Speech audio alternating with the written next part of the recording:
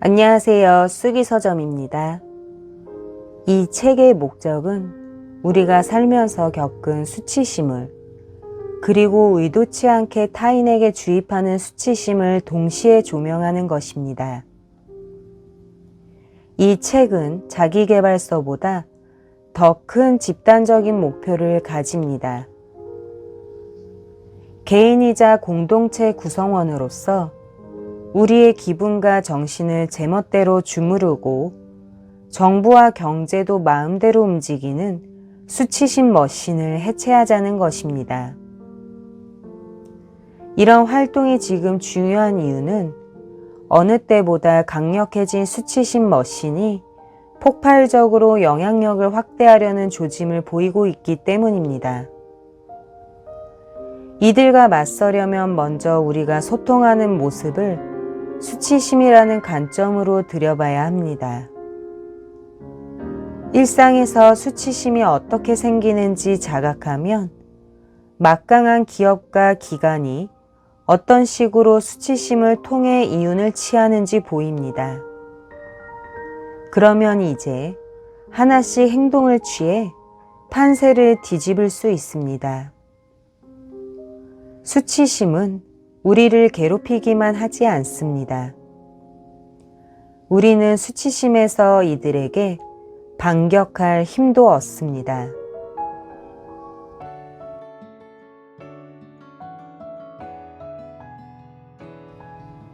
체중과 중독에 대한 조롱처럼 가난에 대한 조롱도 해로운 악순환을 낳는다.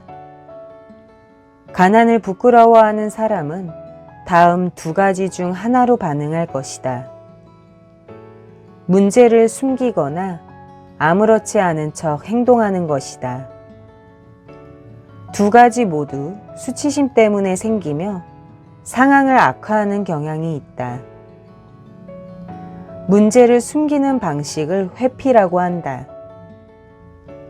한동안 못 본 친구에게 연락해 영화를 보거나 밥을 먹자고 제안했다고 해보자. 그런데 친구에게 돈이 없고 미납 고지서가 쌓였으며 빚이 많다는 사실을 당신은 모르고 있었다. 친구는 지금 내 상황이 어렵다고 털어놓을까? 대개는 말하지 않는다. 당신이 연락한 친구는 개인의 재정 문제가 아닌 다른 이유를 들어 약속을 거절할 확률이 높다. 회피는 고립으로 이어진다. 상황이 달랐다면 유지했을지도 모를 인간관계를 정리한다. 가난과 수치심이 심해지면 다시 극심한 회피를 낳는다. 이 과정이 계속 이어진다. 설상가상으로 외로움은 보통 우울증을 낳고 이는 다시 절망감을 키운다. 이와 반대되는 성향인 접근은 결코 더 건강하다고 볼 수 없다. 접근은 잃어버린 지위를 되찾아 가난이라는 수치심을 떨치려고 할 때 생긴다. 당신이 연락한 힘들게 사는 친구가 회피가 아닌 접근을 선택한다면 친구는 고급 음식점에 가자고 고집할지도 모른다. 그곳에서 친구는 $150짜리 러시아 보드카 한 병을 주문하고 본인의 카드로 결제하면서 웨이터에게 식비의 30%를 팁으로 남길 것이다.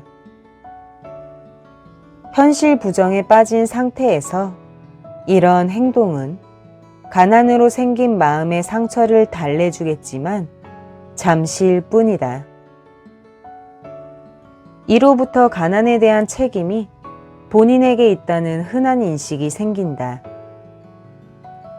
비교적 안락한 계층이 보기에 빈곤층은 어리석은 결정을 내리는 경향이 있기 때문이다.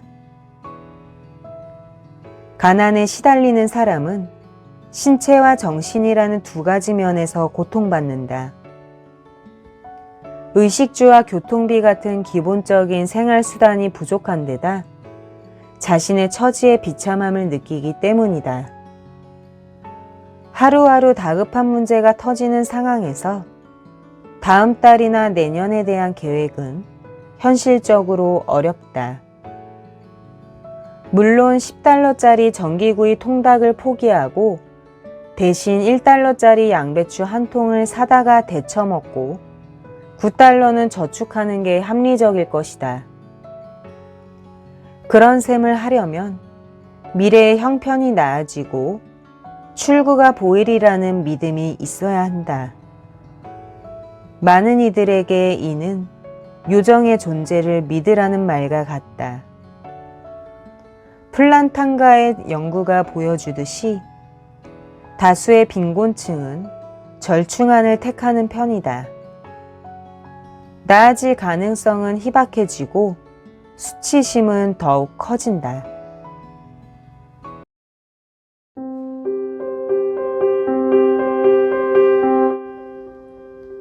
비만이라는 수치심과 자기의심은 체중 문제를 살짝 건들기만 해도 생생하게 살아난다. 수치심이 내 안에 자리를 잡으면, 특히 어린 시절부터 그랬다면 꽤 오랫도록 나와 함께한다. 수치심을 억누를 수는 있다. 그러나 수치심은 어딘가에 머물면서 빈틈을 노리고 자존심을 꺾는 질문을 계속 던진다. 내 모습이 정말로 마음에 드는 건 아니잖아. 안 그래? 수술을 선택한 순간부터 이런 문제가 생긴다.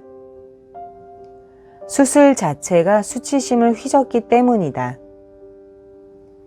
우리는 목표를 추구해서 이뤄내는 사람이 승자라는 말을 평생 듣고 살았다. 도중에 그만두는 사람은 패자였다. 그래서 10번 가까이 다이어트를 반복했거나 다락에 안 쓰는 운동기구가 가득하다면, 또 다이어트 캠프에 다녀왔거나 페이스북에서 체중 감량 정보를 열심히 찾아본다면, 이 모든 걸 했는데도 여전히 뚱뚱하다면 당신은 패자다. 흔히들 칼에 승복하는 것을 최후의 항복으로 여긴다. 우리가 비만대사 수술이 있다는 걸 들어보지 못했다면 혼자만 아는 사람이 많아서다. 그만큼 사람들은 이를 부끄러워한다. 비만인 내 친구가 자기는 정석으로 살을 뺄 거라서 절대 수술하지 않겠다고 했을 때 나는 서글펐지만 놀랍지 않았다.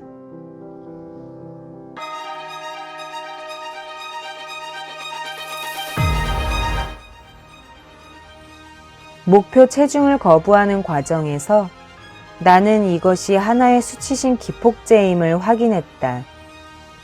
그리고 이것을 제거하려고 애썼다. 그렇지만 수치심 기폭제를 없애겠다고 의식적인 결정을 해도 감정이 반드시 따라와 주는 건 아니다. 제도적 수치심은 매우 끈질기게 반복된다. 내가 아무리 이성적으로 판단해도 수치심은 늘 나와 함께한다.